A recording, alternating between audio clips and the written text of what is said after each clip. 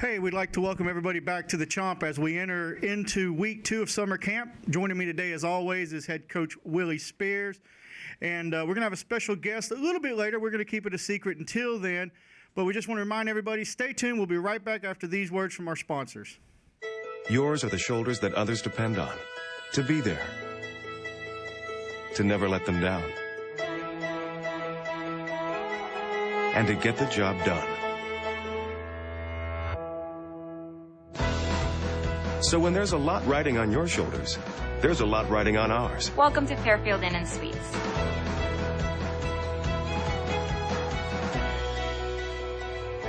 Fairfield Inn & Suites by Marriott. Let's get it done. And we want to welcome everybody back to the Chomp. Joining me today is, we got a couple special guests. Ken Wise is joining us, another member of the EGFN family, and of course, as always, Coach Willie Spears. Coach, welcome to the show. It's good to be here. Good to be here with yourself and the wise one.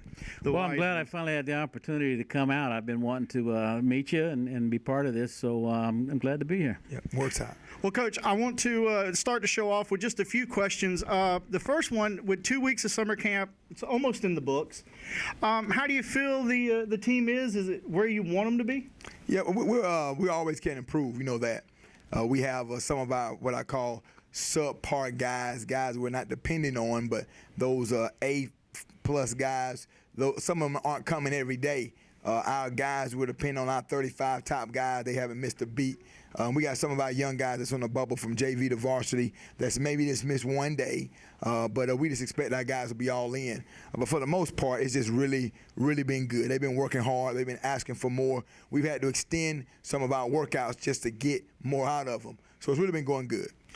Coach, one of the things that is a question that people are asking, maybe if you're looking at the program from the outside in and not used to seeing the kids out there without their pads on and without helmets, when will we start to see helmet-only workouts, and how important is it to get the freshmen used to wearing the helmets? A great point. The first day of practice is August 5th by state law. That's the first day that every school in the state can start. So that's when we'll start. What's great about that is for a lot of those freshmen, we teach them how to put on their pads. We don't assume that they already know. We teach them everything and how to put their pads on, how to wear their helmet, how to mold their mouthpiece, things of that nature. So August 5th, you can start seeing real football. Right now, we're trying to get in condition so that we can practice at the rate or the intensity level that we need to be good. I want to go back to that question you asked earlier about the kids that are kind of on the bubble. What is the criteria to get them off of that bubble? What are you looking for in particular? What should these kids know, if they're kind of on the bubble, what they can do to impress you? Right. For high school, it's very simple. It's not quantitative. You can't measure with a number. In other words, just because you're our fastest guy doesn't mean you're going to play varsity. Just because you're our strongest guy or you're 6'3", or you're 285, it doesn't matter. The best athletes will play. And so when I say bubble, I'm talking about like you and I, we're the same position and we're both pretty good. What's going to be the difference? Because what we want is them to get reps. We don't want one guy sitting the bench watching all year. We'll put him on JV so he can get reps and gain that confidence. And it's maybe there's 2 or 3 guys that they're on the bubble. They don't know they're on the bubble, but them missing one day for me says that they're not the guy. Right. To me, that's the difference. And it's only 2 or 3 guys, and they're just 10th graders, so they're young, and a lot of them don't know what it takes, to bring it every day.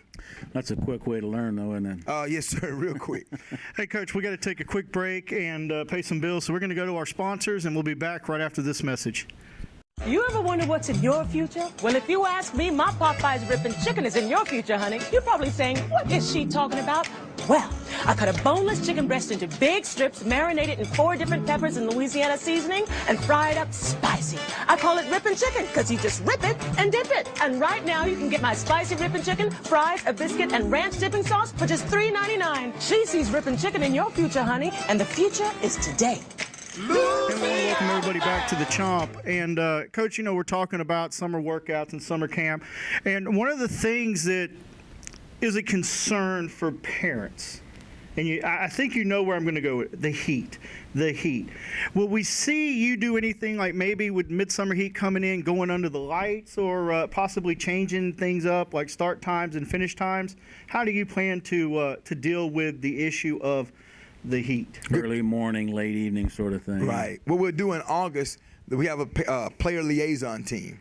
It's made up of 3 seniors, 2 sophomores, and 2 juniors, and I talk to them. They talk to the team, and then I talk to them because there's so many guys on the team. So I've already told them I need them to tell me what time of day they want to practice come August 5th. So next week we'll have that meeting, and we'll figure that out. If they want to go early in the morning, if they want to go in the evening. Of course, we won't be going at 12 noon because by August 5th we'll be wearing some of our gear. As of right now, we're only outside 55 minutes. We have an air-conditioned weight room. We do 55 minutes in there. We have an air-conditioned gymnasium. We do 55 minutes in there. And then we go outside for 55 minutes and do our conditioning work. And then we do a modified practice for about 30 minutes. So hour and 25 minutes we're outside. Only 55 minutes of it are we running. And it's not that hot that they can't take it. We have plenty of water out there. And again, if they can't do something, we just tell them, it's okay, buddy. Just hold off. It'll be okay. So that's kind of a delicate balance, isn't it? I mean, obviously that heat, getting out there is going to go a long ways for conditioning. Big time. And I tell them this. If they want to play college football, they play at 12 noon. That's what time they play college football games. So if you're going to complain, maybe you're not the guy. And I'm going to tell you, our guys don't complain. Our guys run hard. They work hard. Right. The heat is not a factor for them. And we believe that's going to be an advantage for us in a lot of our games, our conditioning. And so we like practicing. I like it hot. The weight room's cold, the gym's cold, and we go out there in that heat, and we find out who really wants to get better. Right. Well, Coach, let me ask you another question with summer workouts and everything. At what point this summer will we start to see 2-a-day workouts or anything such as what we would refer to as the oldest Gambia Gator team coming in from the 80s and 90s? Those 2-a-days were something. Right. Will we see that with this squad? Good question. The state has really changed a lot of things. Back when you played, there weren't very many rules. I can agree. I mean, you just did what you wanted to do. I talked to a guy a little older than you. He told me that some teams would get guys that weren't even in school, and some of them would play. They would go to school during the semester, and they'd stop going to school and go work for their dad. And now the rules are very stringent. We can only practice 3 hours a day. That's all we can do. So you can split it up and call it 2-a-days, where you practice for an hour and a half and then another hour and a half. If you lift weights, that's considered a practice. So most teams don't do what they call 2-a-days.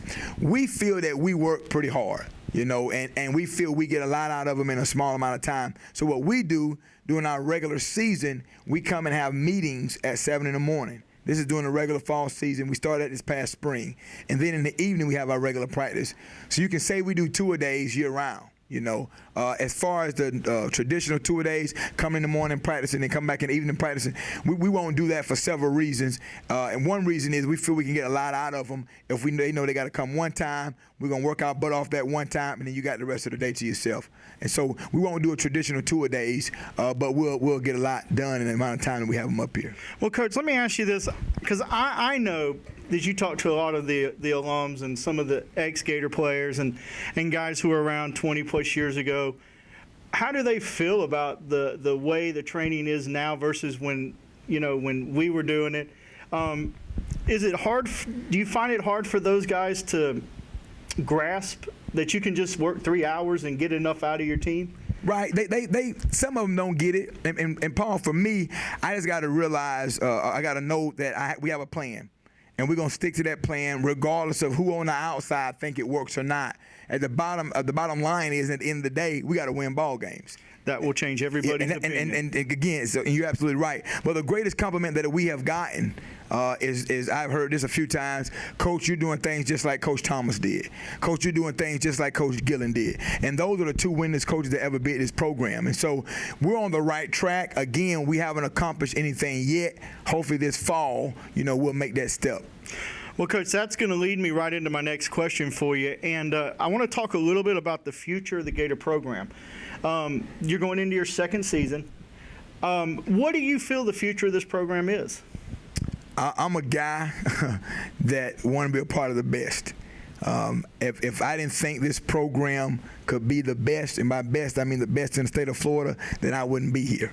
You know, I've been in a lot of different schools. I believe we have all the tools to be great. And in high school football, all you need is two things to be great. Two things. You need talent and a supportive administration. That's it. You don't even need coaching. If you got talent, and by talent mean you got to be able to keep them on the field, you got to be able to keep them healthy, you got to be able to keep them eligible, and you got to have an administration that's going to support you to trust your plan for the team. And I believe I've worked at 3 schools that was ranked in the top 25 in the nation. I worked at Thomasville High School, that's the second winningest program in the state of Georgia. I was at Camden County High School, #1 team in the country last year for 8 weeks, first 8 weeks of the season. When I was there, we was right out of the top 25. Worked at Rutherford High School during the time they was ranked in the top 25. So I believe I know the formula. I really believe that, and I know it when I see it. And the reason we're playing a team from Colorado, and the reason we're playing, trying to play a team from New Mexico next year, and the reason we're playing Petal, Mississippi in 3 years, and the reason I talked on the phone last week with a team from New Jersey is because I want Escambia to be nationally known and recognized. We've already have a great platform with Trent and Emmett.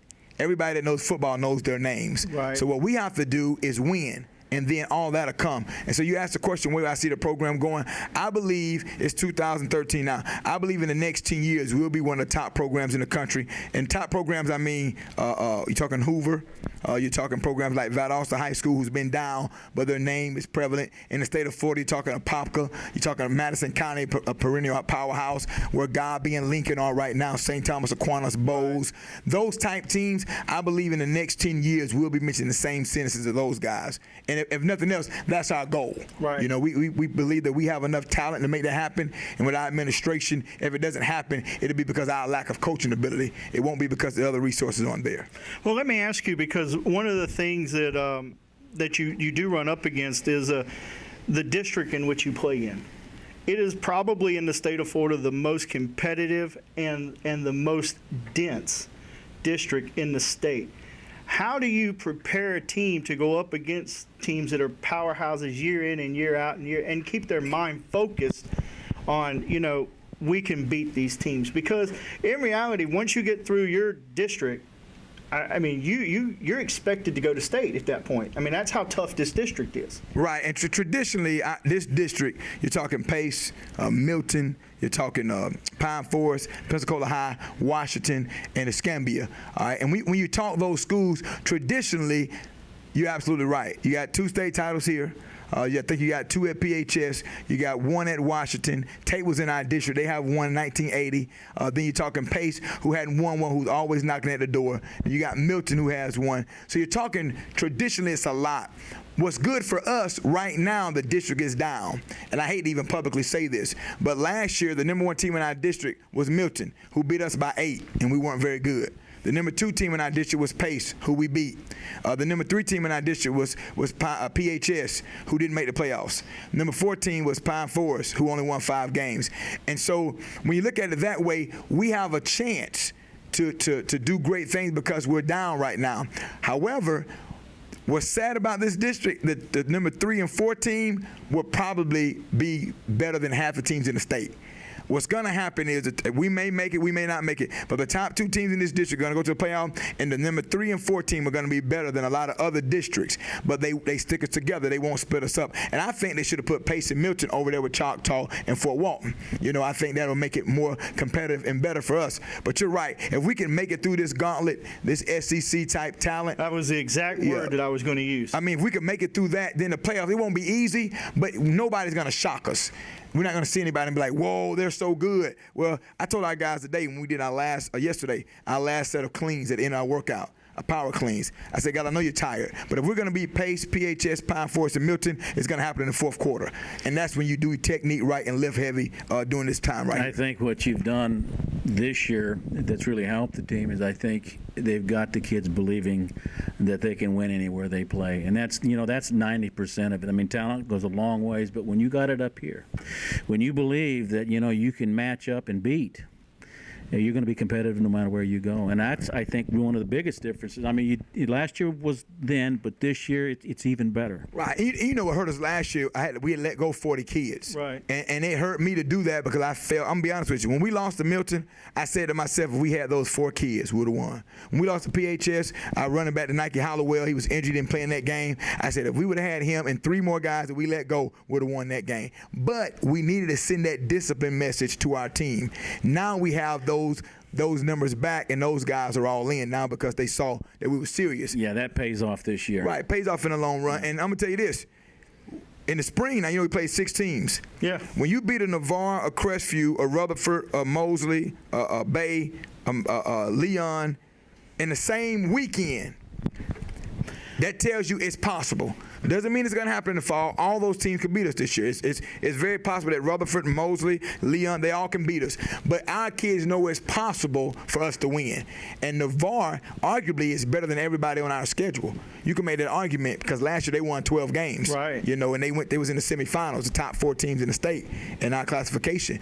And so by beating them, you can say we should be able to play with everybody on our schedule. But you got to play the game. So Right. that's what I'm looking forward to see. Well, Coach, having that successful weekend that we had, that's now in your bag of tricks. So when you're in that locker room and things are up against the wall, you can use that. You can now go back and tell those guys, remember what we did. Remember when we played with no rest and we outworked everybody. How important is that for a coach to have that where the kids are going to remember it? It's fresh.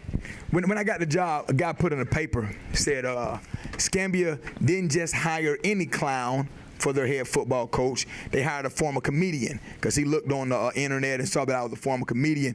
And that, it didn't bother me at all. Number one, I've talked to Bobby about him several times, and I've been to several speaking engagements. The first 30 minutes are all jokes. He's the winningest coach ever to coach college football. So the comment didn't bother me. But what the writer didn't understand and what people don't understand is motivation is a huge part of being a football coach. I knew for a fact that our first 3 games this fall were going to be on the road.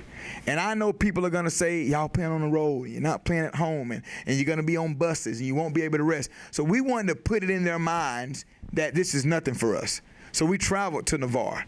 And we traveled to Crestview to play Navarre and Crestview. Then we traveled to Panama City, and we slept on the floor just to show them, guys, it's nothing. This is what we do. Our first game is in Orlando for a reason, because the state championship game is in Orlando. Our goal is to start in Orlando and end in Orlando. And it's all somebody called a Jedi mind trick. It's all a mental thing. We're going down there in August for business. We don't want to see Mickey Mouse. Don't want to see Goofy. We don't want to ride any rides. It's a business trip. When we come back in December after that game, then we'll have some fun. And so it's very important, like you said, we can use that in the long run. And our kids will tell you, at halftime of the Pace game, when you can ask Jamal when he gets up here, at halftime of the Pace game, when you walked in the locker room, I didn't give a speech. We had David and Goliath ready to play. They watched the David and Goliath clip. After David hit Goliath in the head, Goliath fell on the ground. David pulled out Goliath's sword, cut his head off, held his head up in the sky. The room went crazy. We went out there and beat the number 11 team in the state. They had more cheerleaders than we had football players. So motivation was the reason we won. Not my great coaching, not the X's and O's, not Coach Davis or Coach Gaddy or Coach Williams or Coach Shepard or Coach Mo. It was all motivation. And so one reason we do what we do is to set us up for the future. Yeah, that's a building program, and you're laying a block at a time, and you got the foundation now. So the building's going to go up fast. Hope you're right. Well, Coach, we got to take a break, and when we come back, we're going to be joined by our special guest, and we're going to go ahead and take a break and take a look at Wingstop. We're expecting quite a matchup today as the Gladiators take the field. The quarterback breaks left to the counter while his receivers look for a wide-open table. He scans his options, 9 tasty flavors. Every call from the Wingstop playbook looks incredible. Oh, that was a close call. He spots his teammates and goes for the end zone. Touchdown! Awkward. A play like that has me reconsidering retirement. Wingstop, the official wings of me, Troy Aikman. And we want to welcome everybody back to the Chomp. Joining us now is sophomore linebacker Jamal Bynum. Bynum? I'm going to get it right before the end of the season's up. Anyhow, we want to welcome you to the show, and we want to talk a little bit about your football days here at Escambia. But I want to ask you: is there anything about the workout you're doing this summer that you're doing a little differently, or that you may be catering to? Because I know you made a position change. Yes, sir. Most of what I'm working on this summer is getting faster and stronger, really. Last year, I was smaller than what I was supposed to be, but now I'm just working on my speed as a linebacker. Do you enjoy the change? Have you know, a lot of people say, I just don't want to change. You know, I mean, look at Tebow. Look where he could be if he just go to halfback instead of staying at quarterback. Have you embraced the change from end to linebacker? Yes, sir. I'm just trying to get used to it, get the feeling of it, just trying to do anything I could do for the team. Well, how important is it for you to be vocal leader on the field? It's important because as a leader, everybody going to look up to you. If you slack, they going to slack too. So you got to do everything you could to play hard, then they'll play hard. Got to convince them then, huh? Yes, sir. Is that a little harder to do this year than last year, or the other way around? It's pretty easy.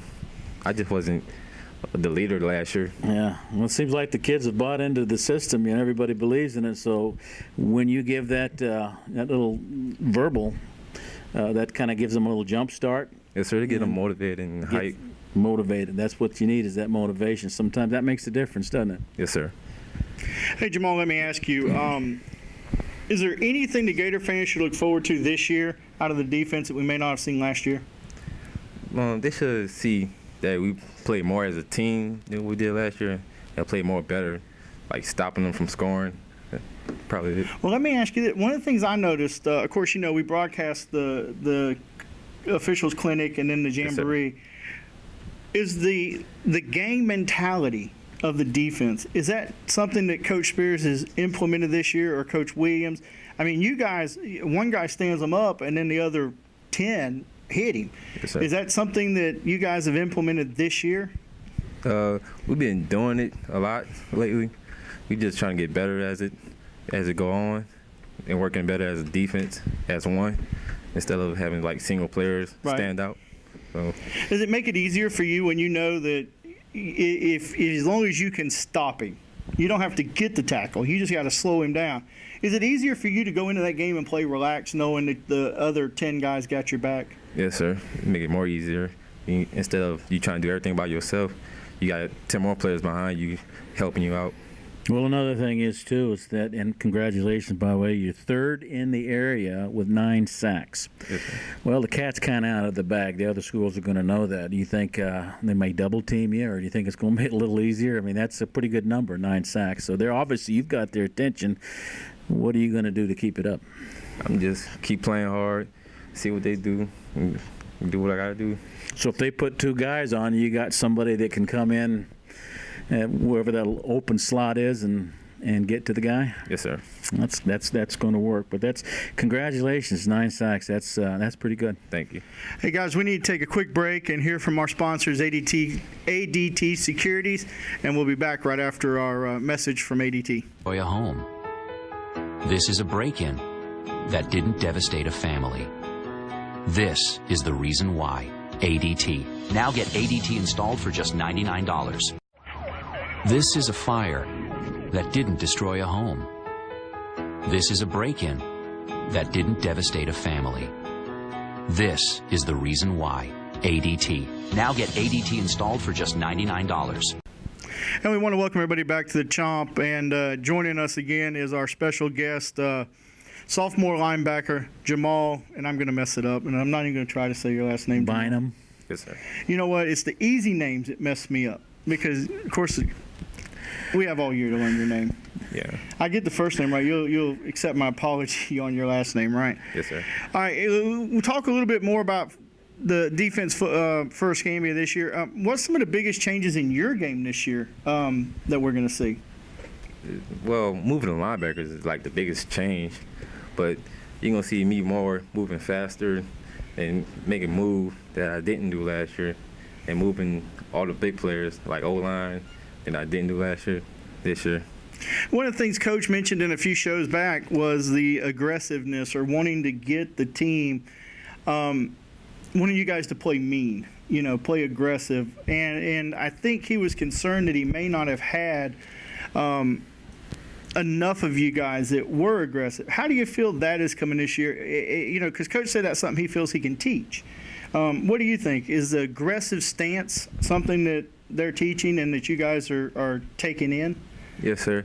Each player, at each position, each coach teaching us how to be more aggressive, play more harder than what we did last year, so we can be on top and successful this year.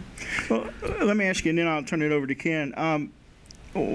How do you feel the fact that you guys have really you've not stopped running and conditioning all year? You guys have taken it upon yourselves to go out there, volunteer, not organized, and just working year. This is the first time that I can remember where you see 5, 6, 7, 8 guys in 2 or 3 different groups going out there and just running and working out without the leadership of the coaching staff. And we saw that a lot this winter.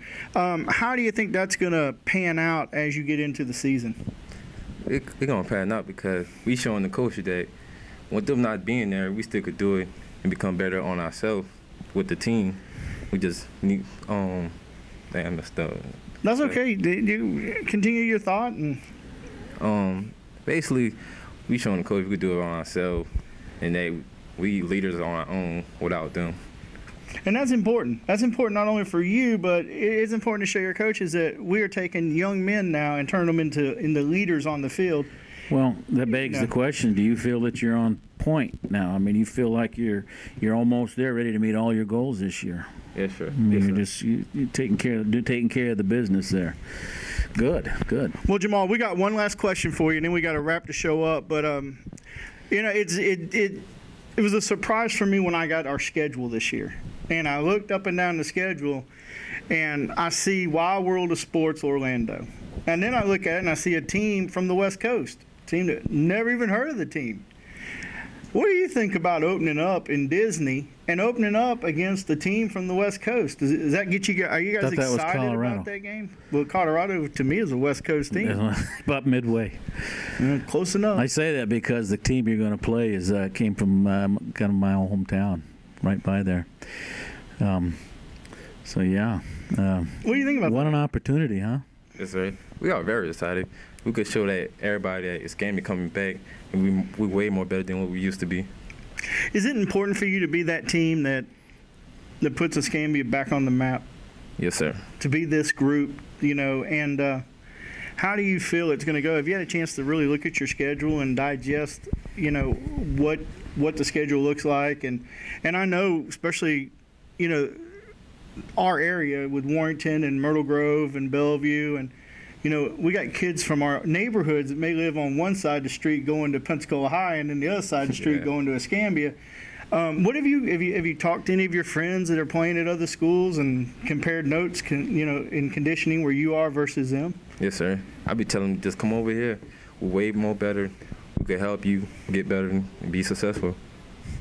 Well, guys, that's going to do it. We want to thank Jamal for joining us on the Chomp today. And I want to remind everybody to join us every Wednesday for the Chomp. Next week, we hope to have Luke Baxter back with Coach Spears and another one of these great athletes from, and I don't even want to use the word athlete. How about student athletes? Because things have changed here. And we have great student athletes, not just athletes here at Escambia. And, Coach, Ken, we're going to give it to you and let you wrap the show. Yeah, I was going to say, Paul and we've dealt with a lot of young kids. Our show has been at the Senior Bowl, and we've watched the Jaguars play. One thing that we've noticed that these kids that do succeed, they have 3 very basic things. They have attitude, they have ability, and they have conditioning. And usually, if any one of those 3 is missing, you don't have the success that you could do.